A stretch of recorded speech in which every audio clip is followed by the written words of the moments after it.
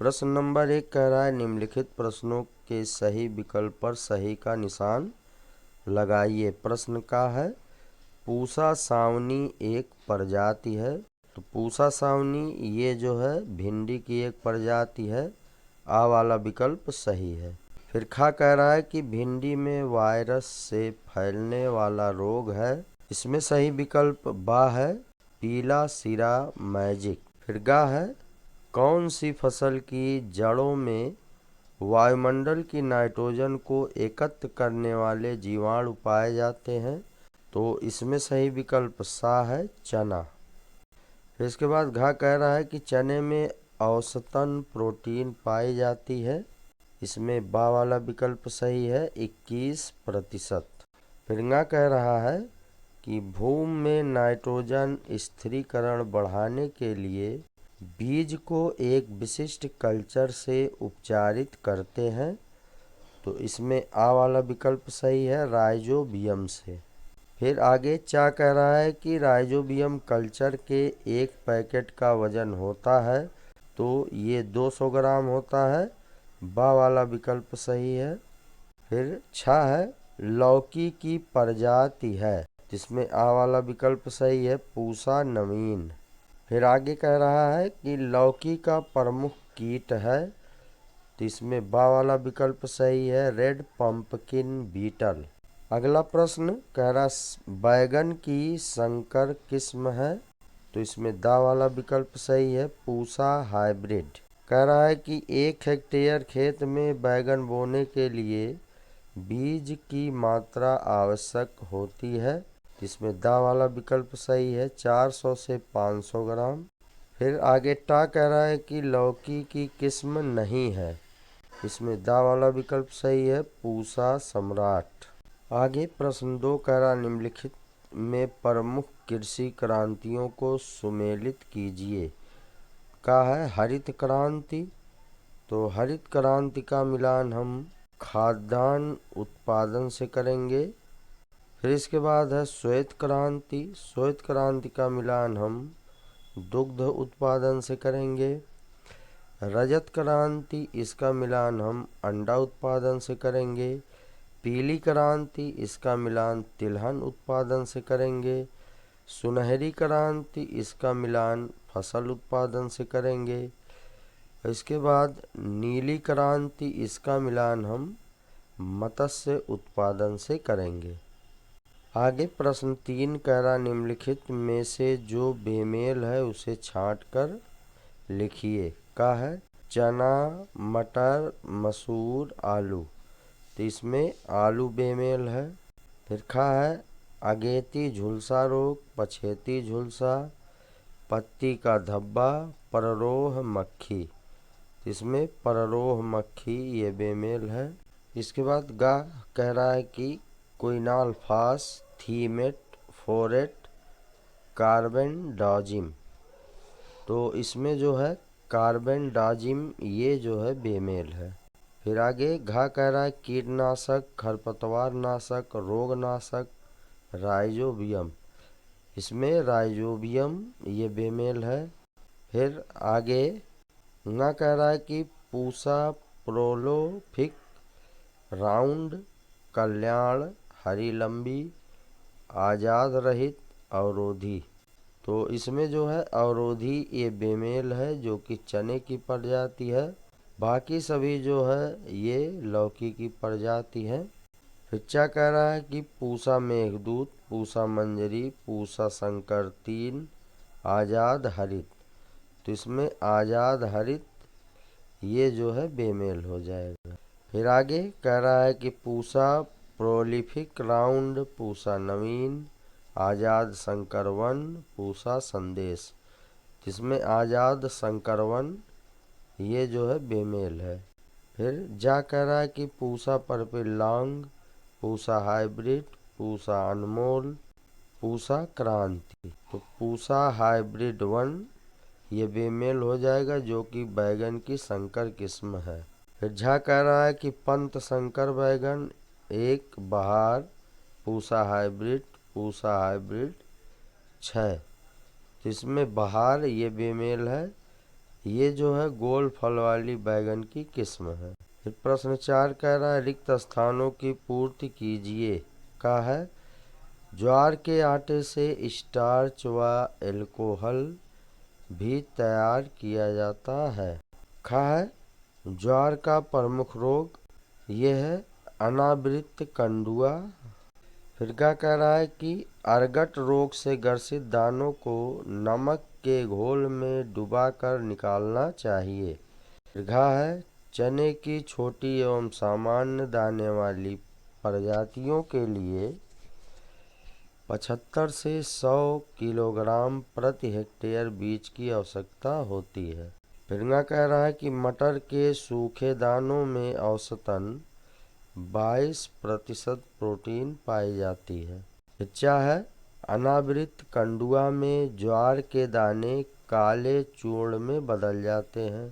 हिच्चा है वर्षा अधिक होने पर जल निकास की अच्छी व्यवस्था होनी चाहिए। आलू की फसल मैदानी क्षेत्रों में 25 नवंबर से 15 नवंबर तक बोई जाती है। आलू की फसल में बुआई के लगभग 30 से 40 दिन बाद मिट्टी चढ़ाई जाए। फिर आलू की फसल में अगेती व पछेती झुलसा बीमारियां लगती हैं। हिट्टा है बैगन की उन्नत किस्मों फल के आकार के अनुसार 2 भागों में बांटा जाता है। फिर बैगन के संकर किस्मों की उपज 350 से 400 कुंटल प्रति हेक्टेयर होती है। प्रश्न 5 है निम्नलिखित सही कथनों पर सही तथा गलत कथनों पर गलत का निशान लगाइए। क्या कह रहा है ज्वार खरीफ की मुख्य फसलों में से एक है, ये कथन सत्य है। फिर खा कह रहा है ज्वार के दाने के लिए बीज की मात्रा 12 से 15 किलोग्राम प्रति हेक्टेयर तथा चारे के लिए 40 से 50 किलोग्राम प्रति हेक्टेयर बीज की आवश्यकता होती है, ये कथन भी सत्य है। फिर गा है ज्वार का प्रमुख रोग अनावृत कंडुआ है, ये भी सत्य है। फिर घा है ज्वार के प्रमुख कीट पररोह मक्खी व तना बेधक हैं, ये कथन भी सत्य है। फिर है पूसा सावनी लौकी की एक प्रजाति है, ये कथन गलत है। फिर हमारे देश में दलहनी फसलों में चने की फसल का तृतीय स्थान है, ये कथन भी गलत है। फिर भूमि में नाइट्रोजन स्थिरीकरण बढ़ाने के लिए बीज को ट्राइकोडर्मा से उपचारित करते हैं, तो ये विकल्प भी गलत है। फिर चने की फसल की 15 से 20 सेंटीमीटर ऊंचाई होने पर उसके शीर्ष भाग को 2-3 पत्तियों सहित तोड़ देते हैं, जिससे शाखाएं कम निकलती हैं, ये कथन भी गलत है।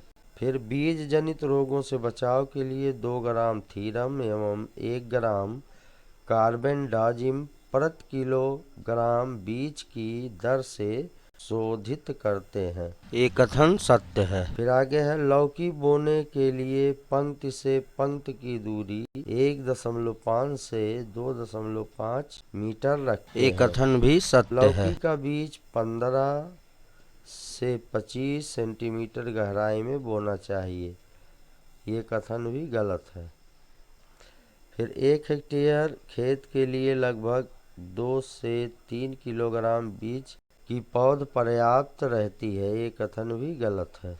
फिर प्रश्न 6 कह रहा निम्नलिखित प्रश्नों के संक्षिप्त उत्तर दीजिए। का है लौकी की 3 उन्नतशील प्रजातियां लिखिए, तो ये हो जाएगा नंबर 1 पूसा नवीन, नंबर 2 पूसा संदेश, नंबर 3 पूसा मंजरी। फिर खा कह रहा है कि अर्गट रोग से ग्रसित बाजरा के दानों का बीजोपचार कैसे करें, तो हो जाएगा अर्गट रोग से ग्रसित बाजरा के दानों को 20% नमक के घोल में डुबोकर 2 ग्राम कार्बेंडाजिम से उपचारित करना चाहिए। फिर गा कह रहा है कि लौकी के मृदुरोमिल आशिता का नियंत्रण लिखिए। मृदुरोमिल आशिता के नियंत्रण के लिए 2 ग्राम प्रति मैनकोजेब प्रति लीटर पानी की दर से 10 से 15 दिन के अंतराल पर छिड़काव करना चाहिए। फिर घ कह रहा है कि गोल बैगन की 2 उन्नतशील प्रजातियों का नाम दीजिए। तो ये हो जाएगा number 1 Pusa purple round, number 2 Pant Rituraj. फिर न कह रहा है कि भिंडी की फसल में रोग एवं कीट प्रबंधन कैसे करें। तो कीट प्रबंधन ये हो जाएगा हरा तैला, जो कि भिंडी का कीट है। इसके लिए डाइमेक्रान 25 EC की 1.5 मिलीलीटर प्रति लीटर पानी।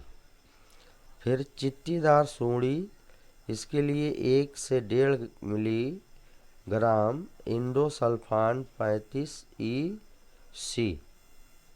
फिर रोग नियंत्रण के लिए पीला सिरा मोजेक, इसके लिए 1.5 मिलीलीटर साइपर मेथ्रिन तथा धब्बा रोग सुटोक्स 0.2 घोल। फिर आगे है राइजोबियम कल्चर की प्रयोग विधि बताएं। तो राइजोबियम कल्चर ये हो जाएगा 200 ग्राम कल्चर 10 kg बीज के लिए पर्याप्त है। कल्चर के घोल को बीज पर छिड़ककर हाथ से मिलाना चाहिए।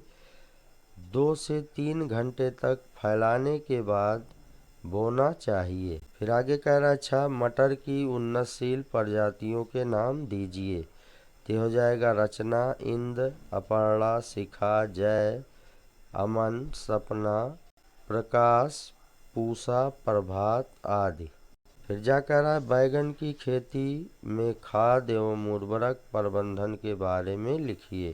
तो ये हो जाएगा 200 से 250 क्विंटल प्रति हेक्टेयर गोबर की खाद, 100 kilogram nitrogen, 50 kilogram phosphorus, 50 kilogram potash प्रति हेक्टेयर डालना चाहिए। फिर झा कह रहा है कि बैगन की प्रति हेक्टेयर औसत उपज लिखिए। तो बैगन की औसत उपज ये हो जाएगा 200 से 250 क्विंटल प्रति हेक्टेयर तथा संकर किस्मों की उपज 350 से 400 क्विंटल प्रति हेक्टेयर है। इस वीडियो में बस इतना ही।